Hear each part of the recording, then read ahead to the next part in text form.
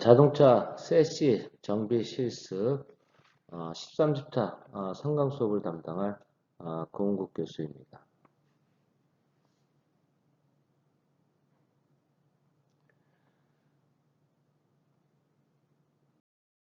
자, 목차입니다. 목차는 첫 번째는 교과목 학습 개요에 대해서 배워보도록 하고요. 두 번째는 교과목 주요 학습 목표에 대해서 배워보도록 하겠습니다. 세 번째는 교과목 주요 학습 내용 순으로 해서 학습을 배워보도록 하겠습니다. 첫 번째 교과목 학습 개요입니다. 이 내용은 우리 학생 여러분들이 한 번씩 읽어보시길 바라겠습니다. 자, 오늘 배울 학습 목표는요, 현가장치입니다. 현가장치. 그래서 현가장치에 보면 공기 현가장치에 대해서 설명할 수 있다. 이런 것들이 있고요. 그 다음에 현가장치 구성 부품에 대해서 설명할 수 있다. 오늘 배울 내용이 이 두 가지입니다. 현가장치하고 구성 부품에 대해서 설명을 드리겠습니다. 공기 현가장치의 개요에 대해서 설명하겠습니다. 공기 현가장치는 압축성 육체인 공기의 탄성을 이용하여 스프링 효과를 얻는 것으로 공기의 압축기, 컴프레셔라고 하죠. 이거는 서지 탱크, 그다음 공기 스프링, 레벨링 밸브, 링크 등으로 되어 있으며 구조가 복잡해 소형차에는 거의 사용하지 않으며 대형차나 버스 등에 이렇게 사용하죠. 그래서 여러분들 버스나 이런 대형차가 막 칙칙 소리, 에어 빠지는 소리 같은 거 이런 것들이 그 공기 탱크에서 나오는 압력입니다. 소리고. 그래서 이렇게 되어 있습니다. 그래서 보시면 이게 공기는 우리가 압축이 되잖아요. 공기가.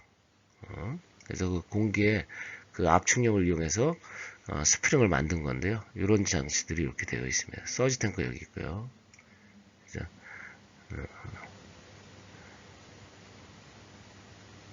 그래서 이렇게 공기 탱크도 여기 있고요. 압축기 여기 있습니다. 압축기. 여기 컴프레셔가 이렇게 되어 있죠. 이렇게 되어 있습니다. 자, 다음 넘어가겠습니다. 구성도를 이렇게 사진을 이렇게 보시면 되고요. 자, 금속 스프링과 비교해서 다음과 같은 특징이 있습니다. 공기 스프링은 금속 스프링에 비하여 낮은 스프링 상수를 얻기가 쉽기 때문에 승차감이 향상된다. 자, 금속은 판과 판, 쇠, 그러니까 우리가 쇠와 쇠가 닿는 그 마찰력을 위해서 이 스프링 감쇄 작용을 얻는데요. 얘는 공기를 이용하기 때문에 조용하죠. 그 다음에 승차감이 좋습니다. 그 다음에 스프링 특성은 기본적으로 비선형이고 그 설정은 설계에 따라 다양하게 선택할 수 있다라고 되어 있고요. 선택이 이렇게 다양하게 할 수 있습니다. 자, 스프링 상수는 공기 압력에 비례하므로 하중의 변화에 관계없이 고유 진동수가 거의 일정하게 되어 승차감이 안정적이다라고 되어 있습니다. 자, 스프링 상수를 이용하기 때문에요. 그러니까 공기를 컴프레서에서 어느 정도 압축을 하느냐에 따라서 하중, 뭐 사람 예를 들어서 버스 같은 경우 사람이 뭐 5명이 탔든 30명이 탔든 똑같게 일정하게 조정할 수가 있습니다. 왜냐면 컴프레서 압력을 더 높이면 되기 때문에. 그래서 그런 얘기하는 겁니다.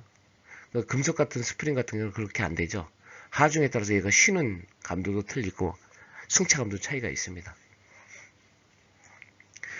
그 다음에 차고 조정 기구와 조합하기 용이하므로 하중의 변화에 관계없이 차고를 일정하게 유지할 수 있다라고 되어 있습니다. 그러니까 차의 높이를 일정하게 맞출 수가 있습니다. 우리가 조금 전에도 얘기했지만 판 스프링 같은 경우는 사람이 많이 타면 어떻게 돼요? 우리가 일반적인 스프링 같은 거, 승용차도 마찬가지죠. 우리가 사람이 많이 타면 내려앉죠. 쭉 깔아앉죠. 차가 밑으로. 근데 공기 스프링은 그러지 않다는 얘기입니다. 차고를 일정하게 유지할 수가 있다는 거.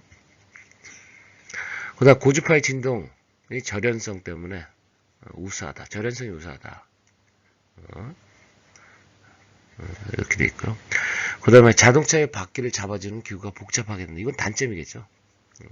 좀 기구들이 일반 스프링에 비해서 복잡합니다. 그 다음에 낮은 스프링 상수 때문에 롤, 피칭 등을 일으키기 쉽고 이를 방지하는 기구가 필요로 한다라고 되어 있습니다.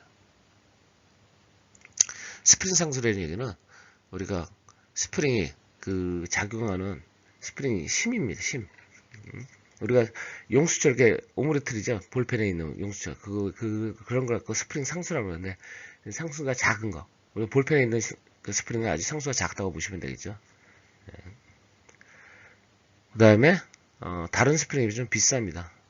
단가가 세죠. 공기 압력을 하중에 따라 조정하는 장치와 압축 공기를 만드는 압축기 등에 필요하며 구조가 복잡하다라고 되어 있습니다. 이게 가장 큰 단점이죠. 가격하고 요 구조가 가장 복잡하다는 게 가장 큰 단점입니다. 그래서 공기 스프링의 특징에 대해서 잠깐 살펴봤습니다. 자, 그 다음에 현가장치의 구조 및 기능을 보겠습니다. 공기 압축기입니다. 압축기. 공기 압축기는 엔진 회전 속도에 어떻게 해요? 2분의 1로 구동되며 공기를 압축하는 역할을 한다. 압축 공기는 대기를 흡입하여, 대기라는 얘기는 밖에 있는 공기를 흡입하는 겁니다. 밖에 있는 공기, 대기 중에 있는 공기를 흡입하여 압축한 다음 송출되기 때문에 압축열에 의해서 발생된 수증기가 포함되어 있으므로 공기 압축기와 공기 탱크 사이에 설치되어 있는 공기 드라이어에 의해서 수증기가 제거된 후 공기 탱크에 공급된다라고 되어 있습니다. 자, 우리가 이 공기 드라이어가 있는데요. 이게 왜 있냐면 우리가 공기를 압축을 하면 거기에 스푼이 생깁니다. 여기 앞에 보면 공기를 압축하면 뭐가 생긴다 그래서 압축열이 생기면 거기에 수증기가 생깁니다. 수증기. 이 물이 생기는데 물이 생기면 어떻게 돼? 이 물이 그냥 압축한 물을 그냥 보내면 물이 들어가면 그 각 부품들이 어떻게 돼? 녹이 슬겠죠. 그래서 이러한 녹 발생이라든가 이게 녹이 발생되면 어떻게 장치가 고장이 날 수 있겠죠. 그래서 그런 장치를 고장 나지 않게 위해서 뭐가 있냐면 공기 드라이어 여기 있습니다. 드라이어. 그래서 수분을 걸러줍니다. 그래서 수분이 제거된 후에 어디로? 공기 탱크로 공급합니다. 이런 구조로 되어 있습니다.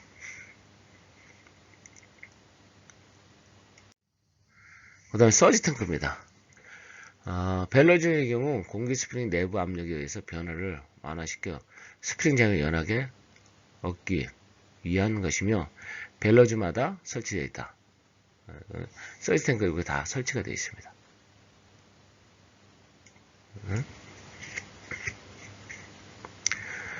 그 다음에 공기 드라이어. 공기 드라이어는 압축 공기 중에 포함되어 있는 수증기를, 그러니까 가장 큰 역할이 이거죠. 수증기를 제거하는 거. 수분을 제거하는 거, 수분. 하는 역할을 하는 것으로 공기 압축기에서 송출된 압축 공기 중에 수분을 흡수하여 제거하는 건조제. 건조제가 있고요. 그 다음에 압력 조정기 신호를 받으면 공기 드라이어 내부의 압력을 개방하는 퍼지 밸브. 건조제에서 수분이 흡수된 공기가 흐르도록 하는 퍼지 탱크. 동절기의 배출구의 동결을 방지하기 위해 배출구 부분을 가열하는 히터. 여기 되어 있어요. 그 다음에 서머스타 등이 구성되어 있다고 했는데, 겨울철에는 우리가 물이잖아. 아까도 좀 드라이어에서 수분을 제거해 주는데요. 겨울철에는 어제 차갑겠죠. 그러면 이 수분을 그냥 놔두면 어떻게 되겠어요? 얼겠죠. 밖에 날씨에 의해서. 그래서 그런 거를 얼지 않게 하기 위해서 히터 이런 것들이 설치가 되어 있습니다. 자, 공기 탱크는 프레임 사이에 멤버에 설치되어 압축기에서 공급되는 공기를 저장하는 역할을 한다.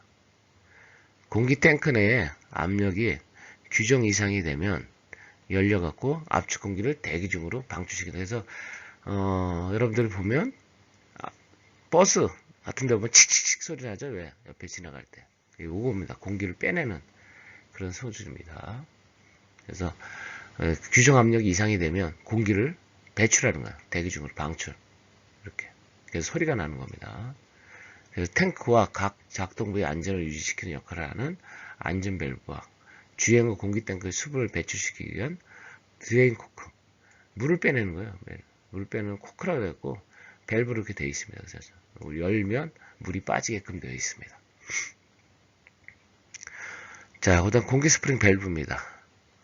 공기 연거 장치에서 컴프레셔에서 압축된 공기는 책 밸브를 지나 메인 탱크로 보내지고 이것으로부터 앞과 뒤쪽에 레벨링 밸브의 작동에 의하여 공기 압축기는 자동차가 표준 높이가 이르기까지 서지 탱커, 벨러즈라고 불리는 막판으로 보내지게 된다.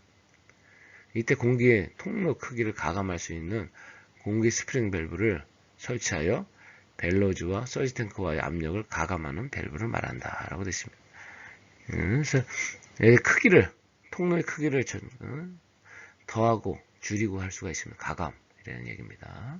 그래서 이렇게 할 수 있다는 거.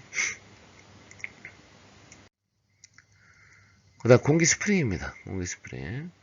공기 스프링에는 벨러지 형식과 다이어프램 형식이, 그 다음에 복합형이 있으며 공기 탱크와 스프링 사이에 공기 통로를 조정해서 도로 상태와 주행 속도에 가장 적합한 스프링 효과를 얻을 수 있게 한다. 그래서 이 스프링 사이 공기 통로를 조정해 갖고 우리가 승차감도 그렇고 스프링의 세기를 얘가 결정해 줍니다. 그래서 이렇게 돼 있다는 거.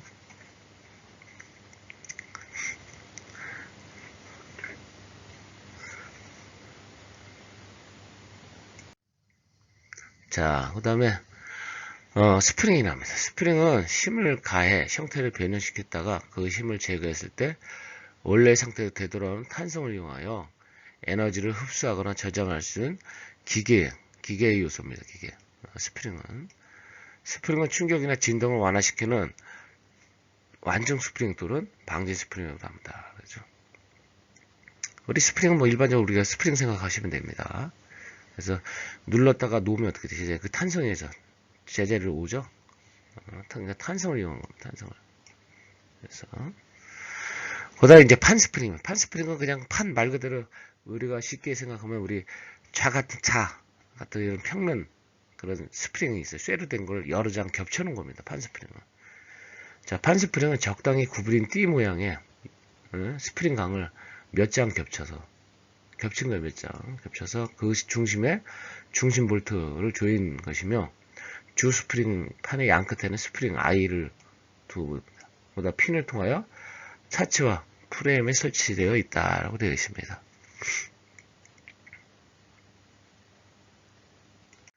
이 판 스프링에 다시 한번 명칭들이 나오는데요. 보시면 스프링 I 중심 사이의 거리를 스팬이라고 한다고 했는데요. 여기 I가 여기서부터요 여기까지 이 거리를 I라고 합니다. I와 I 그래서 이 거리를 스팬이라고 합니다. 스팬이라고 합니다. 판이 작은 것일수록 끝부분의 구분을 크게 하고 있는데 이것을 립이라고 구부리는 여기를 립이라고 합니다. 여기를 구부리는 거를 여기 돼 있죠. 립. 판 스프링의 힘량을 캠버라고 한다. 캠버는 이 판이 이렇게 쉬었죠. 이렇게 쉬었죠. 힘량은 여기 이걸 캠버라고 합니다. 캠버. 시험에 이런 것들이 자주 나옵니다. 이렇게. I와 I의 거리를 무엇이라고 하느냐. 그래서 이거 스팬이라고 하고요. 그 다음에 이 구부러진 이 힘량을 뭐라 그러냐면 캠버라고 합니다. 캠버. 그래서 이걸 좀 알고 계시기 바랍니다. 판 스프링을 차체에 설치한 부분을 브래킷 또는 행거라 하며 다른 것은 세클이라 한다. 보십니다. 자, 판 스프링 차체에 설치한 부분을 브래킷 이쪽입니다. 또는 행거 여기 나와 있죠. 그 다음에 다른 것은 세클 여기 세클은 이거 양쪽에 세클이 하는 역할은 여기 보면 나오겠죠. 자, 세클은 차축이 상하 운동을 할 때 판 스프링의 길이가 변하는 것을 흡수하는 역할을 한다라고 되어 있는데 무슨 얘기냐면 우리가 하중을 받으면 이 캠버가 쉬겠죠. 이렇게 밑으로 내려오겠죠. 하중을 받고는 뭐에 의해서 내려오면 길이가 어떻게 돼요?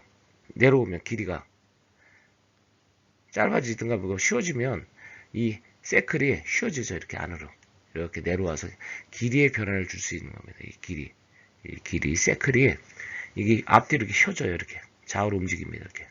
이렇게 좌우로 얘가 앞뒤로 이렇게 가벼울 땐 뒤쪽으로 제껴주고요. 무겁게 되면 밑으로 내려오면 이게 앞으로 당겨집니다. 그런 구조로 되어 있어요. 그래서 이렇게 되어 있고요. 그래서 이 인장을 받는 방향에 따라서 압축식과 인장식 두 종류가 있습니다. 그래서 좀 강도는 좀 인장식이 좀 낮지만 부착 부분이 복잡해지죠. 그래서 압축식을 쓰는 경우가 좀 많습니다. 그래서 사용하는 부싱에 따라서는 뭐 고무 부싱 새클도 있고요, 나사 새클도 있고, 뭐 청동 부싱 새클 등 이런 것들이 있습니다. 그 다음에 지금 여기에 지금 없지만 이 판 스프링을 고정하는 이 밑에 이 판을 고정하는 이게 있죠. 중심 볼트가 되는데요. 그래서 U볼트를 해서 차체에 고정시킵니다. 이렇게. 자, 그 다음에 이제 코일 스프링에 대해서 나옵니다. 코일 스프링. 자, 코일 스프링은 스프링강을 코일 모양으로 감아서 만든 것이다. 그래서 여기 보시면 이렇게 꼬여있죠. 이렇게 꼬여서 이렇게 내려가죠. 이렇게 꼬인 거. 이런 스프링입니다. 코일로 만든 거.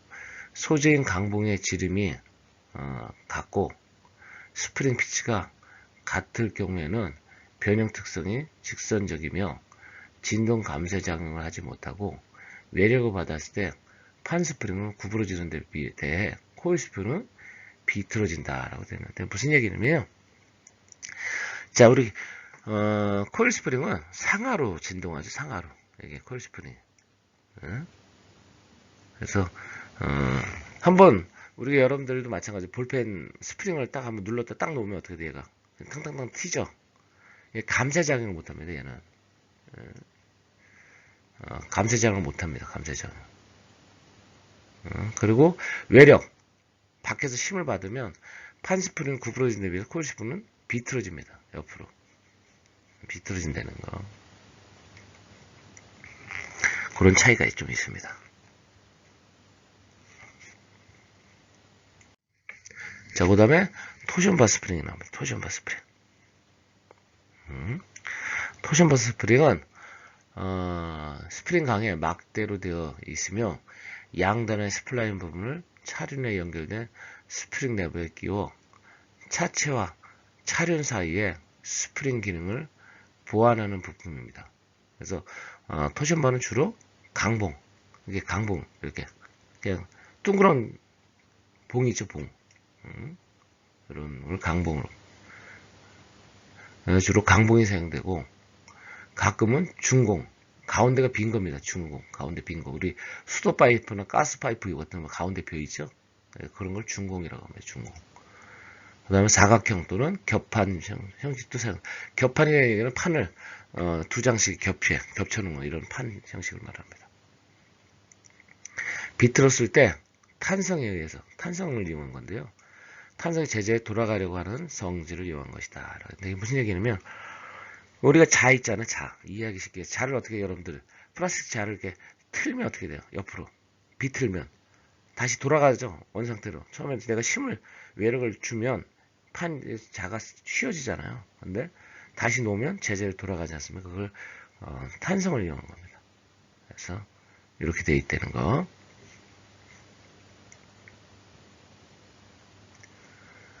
그 다음에 스프링 힘은 바의 길이와, 자, 이게 중요합니다. 힘은 스프링 힘은 바의 길이가 길면 어떻게 스프링 힘이 약하겠죠. 그러니까 길이를 세게 하려면 어떻게 길이를 짧게 해야 되겠죠. 바의 길이를 짧게. 그 다음에 단면적 어떻게 돼요? 힘을 크게 하려면 단면적이 큰 걸 쓰면 되겠죠. 그래서 길이와 단면적에 따라서 정해진다는 거. 힘은 코일 스프링과 같이 진동의 감쇄 적용이 없기 때문에 쇼컴 쇼버를 병행해야 한다. 감쇄. 한번 씌워졌다 놓으면 이게 감쇄가 안 되기 때문에 쇼컴 쇼버를 같이 설치를 해줍니다. 이렇게. 여기 보시면 이렇게 같이 되어 있죠. 얘랑. 이렇게. 그래서 같이 되어 있다는 거. 그래서, 토션퍼 스프링 같은 경우는, 단위 중량당의 에너지 흡수율이 판 스프링보다 대략 한 3배 정도가 좀 높습니다. 그 다음에 코일 스프링의 한 1.4배 정도가 됩니다. 그래서 다른 스프링에 비해서 이게 감속이 큽니다. 그렇기 때문에 판 스프링 흡수율이 그러므로 가볍게 할 수도 있고 구조가 좀 간단한 장점이 있습니다. 네, 이렇게 되어 있고요. 자, 그 다음에 이제 고무 스프링이 나옵니다. 고무 스프링. 고무 스프링은 뭐냐 그러면 고무 스프링은 비선형이다. 형상을 변하게 할 뿐 아니라 재료의 경도, 상대적인 크기를 변하게 함에 따라 스프링 상수를 변경시킬 수 있다. 이것도 마찬가지예요. 상대적인 크기를 변하게 함으로써 고무 스프링은 천연고무, 천연고무가 일반적으로 가유 성형하여 이것을 금속품과 접촉시켜서 사용하고 내유성이 필요한 곳은 합성고무를 사용한다. 그래서 이런 고무 스프링의 특징은 보면 다음과 같습니다. 형상, 치수를 적당하게 선정하면 가로, 세로, 높이 방향의 스프링 정수를 원하는 값으로 할 수가 있다. 또 금속과 접착이 용이하여 임장, 압축, 전단 등 어느 방향으로도 사용할 수 있다. 이런 장점이 좀 있습니다.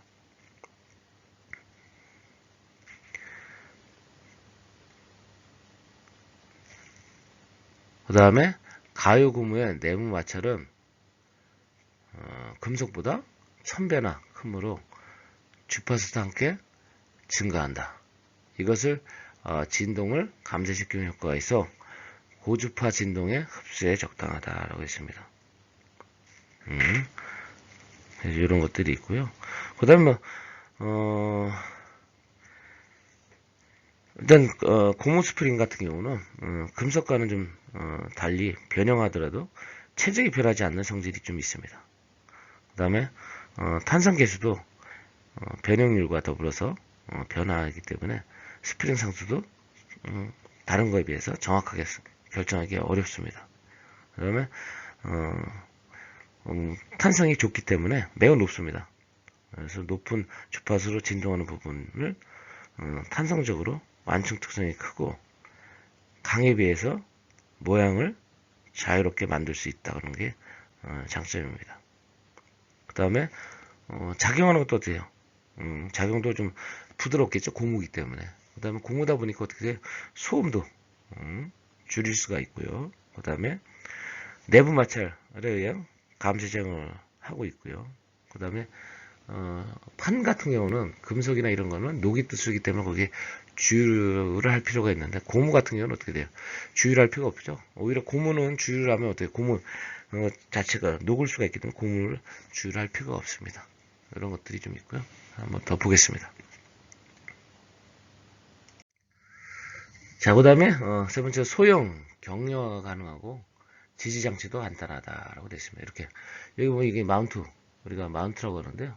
엔진에 보면 엔진을 받쳐주는 이 부분입니다. 여러분들 차 한번 본넷을 후드라 그러나 후드를 좀 열려 보시면 엔진 밑에 부분, 엔진 상부에도 하나 있고요. 밑에 뭐 3점씩도 있고요. 4점씩도 있습니다. 이게 지지하는 방식이 몇 개냐에 따라 3점씩, 4점씩 이렇게 하는데 이런 고무 제품이 우리가 일반적으로 밖에서 님이라고 하는데요. 요거를 보실 수가 있습니다. 이런 식으로 이렇게 되어 있고요. 그 다음 내열성이 천연 고무는 70도 정도 되어 있고요. 폴리머의 계량, 가유계의 계량에 의해서 100에서 한 200도까지 사용이 가능합니다. 또 저온에서 유리화 되는 경향이 있다. 유리화는 깨질 수가 있다. 유리화. 그 다음에 방음 효과가 크다. 아까도 얘기했죠. 고무 제품이다 보니까 조용하겠죠. 그러니까 소리가 안 납니다. 소리가.